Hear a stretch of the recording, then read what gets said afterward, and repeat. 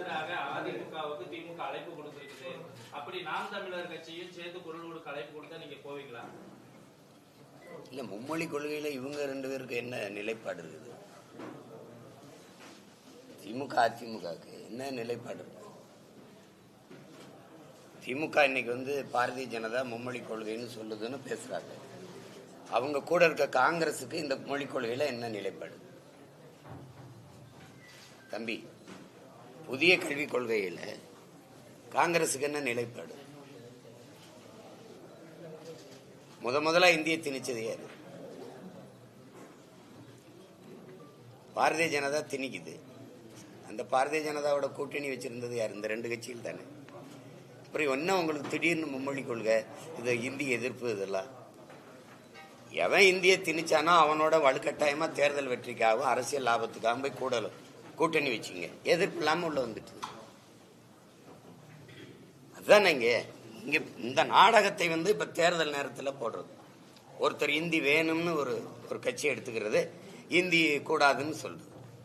எந்த இடத்துல இந்தி இல்லைன்னு சொல்லுங்க. இந்த கட்சி திராவிட கட்சிகளின் ஆட்சியில எந்த இடத்துல இந்தி இல்லை? எல்லாம் கொண்டு வந்துட்டீங்க. பத்தாக்குறைக்கு இந்திக்காரன்ல 1.5 கோடி கொண்டாந்து இறக்கிட்டீங்க. நீங்க வாங்க, நம்ம மதுரை மீனாட்சி அம்மன் கோயிலுக்கு போவோம். அங்க பக்கத்தில் இருக்கிற கடைகள்ல எல்லாம் வணிக நிறுவனங்கள்ல பெயர் பலகைகள்ல என்ன எழுதியிருக்குன்னு பார்ப்போம். கிட்டத்தட்ட எல்லா இடங்கள்லையும் நீங்க இந்தியை கொண்டு வந்து நிறுத்திட்டீங்க. இப்ப நம்ம என்ன கேள்வி கேட்க வேண்டியது இருக்குது அப்படின்னா, இந்தியாவில் இத்தனை மொழிவழி மாநிலங்கள், அந்த நிலத்தில் வாழக்கூடிய பல்வேறு தேசிய இனங்கள், ஒரு பன்மகை தன்மை கொண்ட ஒரு நாடு இது. இந்த நாட்டினுடைய தனிச்சிறப்பே உலக நாடுகளின் பார்வையில் பல மொழி பேசக்கூடிய, பல கலை இலக்கிய பண்பாட்டு வாழ்வியல் முறையை கொண்ட இனங்கள் ஒரே நாட்டுக்குள் ஒற்றுமையாக வாழ்கிறார்கள் என்பதுதான் இந்த நாட்டுக்கு இருக்கிற தனிச்சிறப்பு, பெருமையே, அழகே. அதுதான். அதை சிதைக்கிறதுக்கான வேலையை தான் இந்த ஆட்சியாளர்கள் தொடர்ந்து செய்கிறாங்க. அதாவது இதை எதிர்த்து பேசுகிற நம்மை தேச துரோக குற்றம்பாங்க. உண்மையிலே தேச துரோகம் செய்கிறது, நாட்டை பிரித்தாள துண்டாட துடிப்பது இவர்கள் தான். நீங்க அவரவர் வீட்டில் அவரவர் வாழ்வது அதான் நீங்க அதுக்குத்தான் தனித்தனி மாநிலங்கள். இப்ப நாம என்ன கேட்கிறோம்? இந்தியை நாங்க கட்டாயம் படிச்சாகணும், 3வது மொழி ஒண்ணு இருக்கணும்னா மொழி வழியே மாநிலங்கள் பிரிக்கப்பட்டதற்கான தேவை, அதற்கான அவசியம், அதற்கான காரணம் என்னன்னு யார் விளக்குவார்? மொழி வழியா மாநிலங்கள் பிரிக்கப்பட்டதுக்குள்ள அதுக்கான காரணம் என்னவா இருக்கும்? அதுக்கான தேவை என்னவா இருந்தது?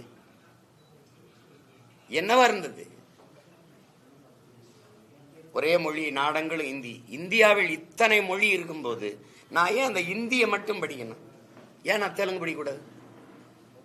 நான் ஏன் வங்காளம் படிக்கக்கூடாது? நான் ஏன் போஜ்பூரி, மகாராஷ்டிரா, இந்த மணிப்பூரி இதெல்லாம் நான் ஏன் படிச்சுக்க கூடாது?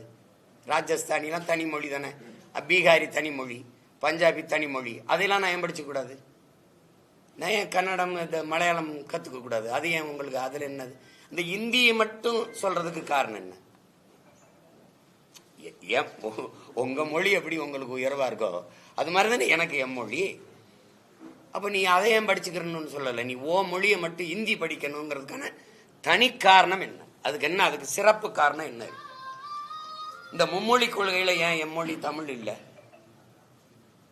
ஏன் கன்னடம் இல்லை? ஏன் தெலுங்கு இல்லை? இந்த கேள்விக்கு பதில் இருக்கா இல்லையா? யாரு இந்த நாட்டின் இறையாண்மையை, ஒருமைப்பாட்டை சிதைப்பதற்கு வேலை செய்யறதுன்னு மட்டும் நீங்க அறிவார்ந்த பெருமக்கள் ஆழ்ந்து சிந்திக்கணும். இது பல மொழி பேசக்கூடிய இன மக்கள் இணைந்து வாழக்கூடிய ஒரு ஐக்கியம், ஒரு ஒன்றியம். அதை ஒரே மொழியை நீங்க வச்சு அதுல கொண்டு வர்றதுங்கிறது இந்த நாட்டை கூறு போட துண்டாட துடிக்கிற வேலை. அது அந்த முதல்ல அதை விடணும். இங்க யார் இந்தி கற்கலன்னு பாருங்க. அவசியப்படும் போது விரும்பினால் கற்கிறாரு. நம்ம பிள்ளைகள் அதிகப்படியா பிரெஞ்சு கத்துக்கிறாங்க, வெளிநாடுகளுக்கு ஆங்கிலம் படிக்கிறாங்க. இங்க இருக்கிற ஆபத்தே ஆங்கிலம் பயிற்று மொழியானதுல தான் பேராபத்தா வந்துட்டு. அந்நிய மொழி ஆங்கிலத்தை ஏற்றுக்கொள்ளக்கூடிய நீங்க ஏன் இந்திய மொழி இந்தியை எதிர்க்கிறீங்க? ஆங்கிலத்தை ஏற்றுக்கொள்றதுன்னு இல்லை. நீங்க இந்திய மொழி இந்தின்னு உங்களுக்கு எந்த பைத்தியக்காரன் சொல்லி கொடுத்தது? எந்த பைத்தியக்காரன் உங்களுக்கு சொன்னது இந்தி மொழி இந்திய மொழி?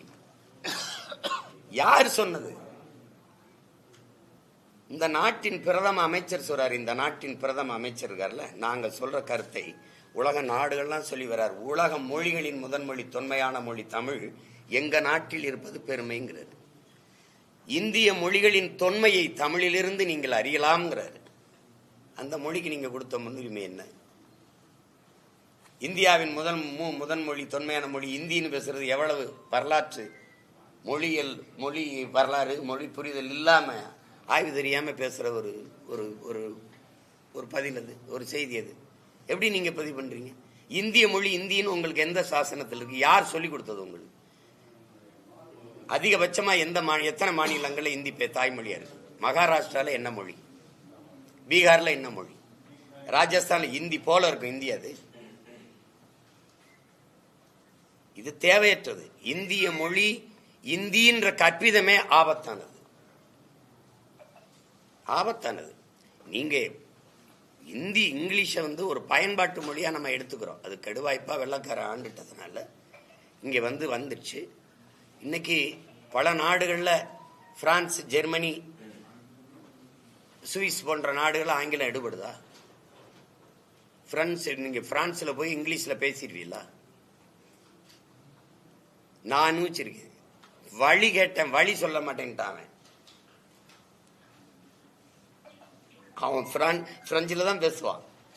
நீங்க அதை புரிஞ்சுக்கிறாம நீங்க ஒரு 2-3 மாநிலத்துல பேசுறதுனால அந்த மொழியை எல்லா நாடுகளும் திணிக்கணும்னு நினைக்கிறது ரொம்ப தப்பு.